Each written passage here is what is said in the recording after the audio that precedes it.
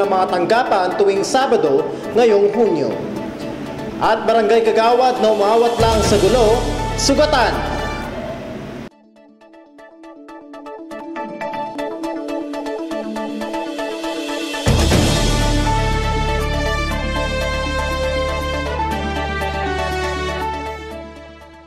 Masantos Yalabi, ako si EJ Dangla.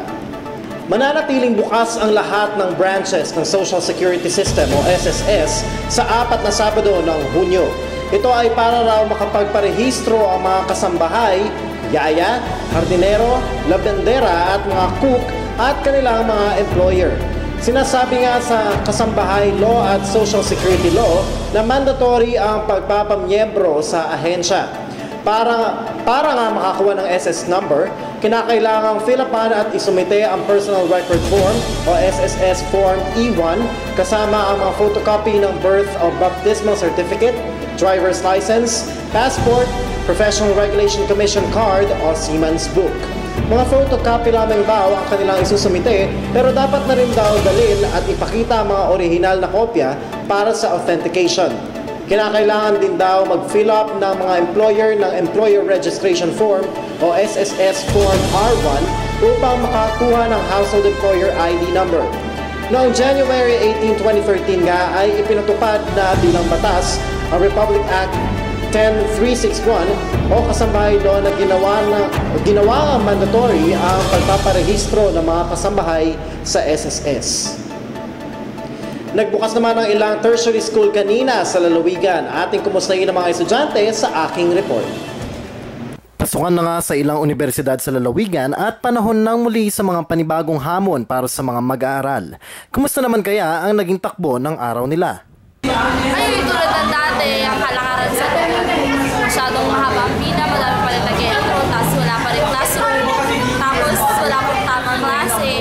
Kaya yun, wala pa rin instructor. Gulo. Ayun, sobrang gulo, parang enrollment pa rin.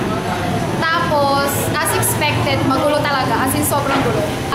As usual, magulo pa rin. Wala pa rin, hanggang ngayon kasi wala pa rin kaming sabi to be announced. Ang isa namang ito ay wala nang nasabi. Wala eh! Samantala, ang ibang tertiary school naman ay sa susunod na linggo pa magbubukas. EJ Dangla para sa Pangasinan Watch. Mahigit 100 mga bata ang nakatanggap ng mga bag at school supply mula sa mga bagong pasang nurse na sila ay mamahagi noong Miyerkules sa West Central Elementary School sa Dagupan City. Ang bawat bag na ipinamigay nila ay naglalaman ng lapis, crayon, pad paper at art materials. Ipinayag naman ng principal ng paaralan na si Reynardo Barroso ang kanyang pasasalamat sa mga nurse na tumulong sa mga mag-aaral ng eskwelahan. Sugatan dahil saksak ang isang kagawad sa bayan ng Manawag at isa pang kainuman nito matapos umawat sa isang gulo.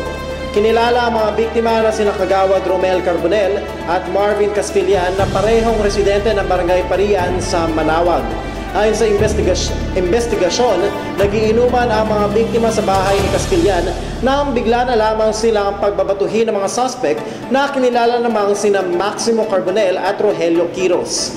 Pinagtangka ang saksakin umano ni Quiros si Caspillan na bigla na lamang itong awati ni Kagawad Carbonel kaya nasaksak din ito ng isang suspect. Maging ang menor de edad na anak ni Kagawad Carbonel ay sugatan din na umawat din ito sa insidente. Agad namang itinakbo sa ospital ang mga biktima at kasalukuyan pa silang nagpapagaling. Hawak naman na ng pulisya ang mga naturang suspect. At yan ang mga balitang nakalap sa aming patuloy na pagbabantay.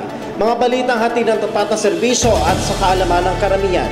Mabilis, totoo at mapagkakatiwalaang impormasyon. Ako si EJ Dangla at ito ang Pangasinan Watch, ang mata ng publiko sa probinsya.